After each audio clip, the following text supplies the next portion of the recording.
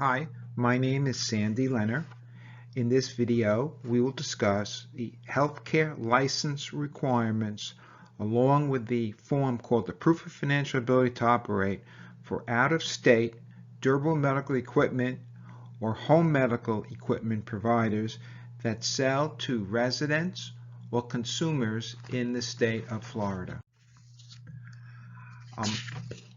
A few years ago, I received a call from the owner of a durable medical equipment that sold motorized wheelchairs to Florida residents from a business that he owned and operated in a different state. He originally filed the application for licensure and was not approved because he forgot to include the proof of financial ability to operate. He told me that even though his office and warehouse was in a different state, that since he does business in Florida, he was required to obtain a license from the Florida Agency for Healthcare Administration, also known as AHCA. He also said that his insurance company brought to his attention that they were requiring evidence of his Florida state license to sell or rent motorized wheelchairs in Florida. The sad part of this story, the applicant, after 2 years, subsequently missed the renewal of the license by 1 day, contacted the state, and was told that he had to reapply for licensure and to prepare another proof of financial ability to operate. It was very unfortunate for this applicant, but the state of Florida is strict and diligent about adhering to the rules. What we want to go over for the balance of this video, is just a couple more minutes, is a real-life example which I just did, an abbreviated process of this, how to obtain the license, go over the actual statute that requires out-of-state providers to obtain a Florida license, and discuss the proof of financial ability to operate. Let me start with the process. That's the second bullet here. And this is just really summarized, and it's in a nutshell.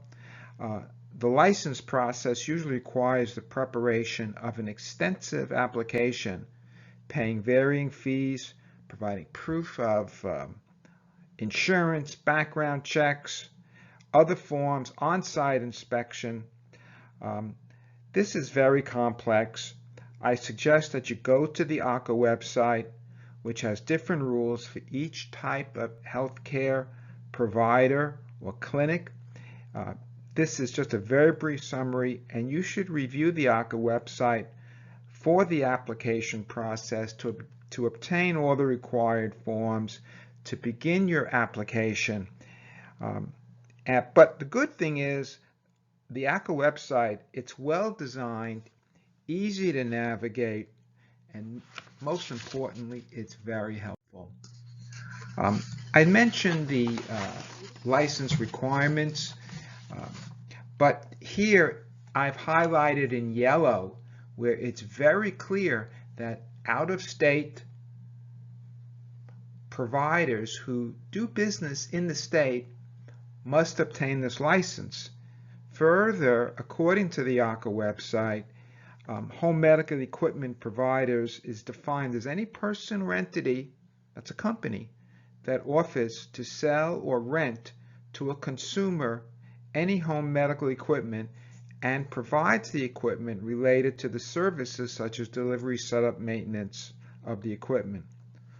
While it's true there are some exceptions to this rule under the HME laws, in many cases, if a medical provider intends to sell or rent medical equipment, you should determine if you meet those exceptions, for which I strongly suggest that you consult with a qualified healthcare attorney familiar with the state of Florida rules.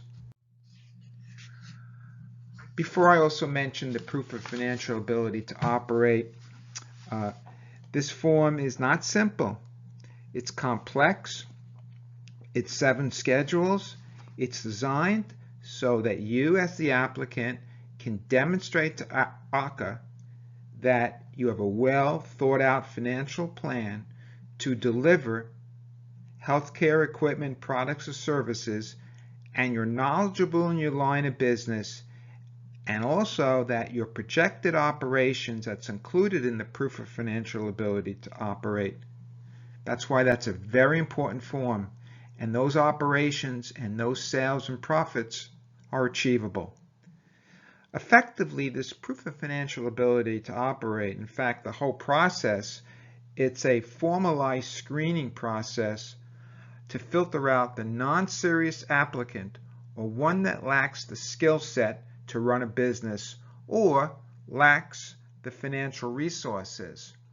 And that's important because those financial resources are designed to come from all these projections that are prepared, and they go into Schedule 1, hence the name financial ability to operate.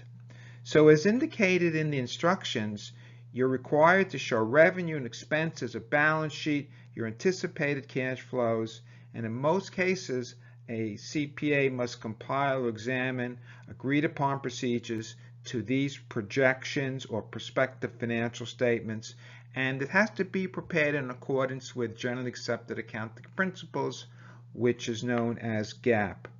And also, Schedule 1 of this form requires the applicant, that's you, to provide independent evidence that you have sufficient funds for a startup, to meet the working capital requirements and the contingency requirements, all of which is calculated in Schedule 1. If you'd like to learn more about the proof of financial ability to operate, look for my link to view another video that is a great introduction to this form. Also, I want to thank you for listening, and feel free to contact me if you need help with preparing this proof of financial ability to operate. And finally, if you found this video helpful and want to hear from me again, be sure to hit the subscribe button before you go. Thank you again.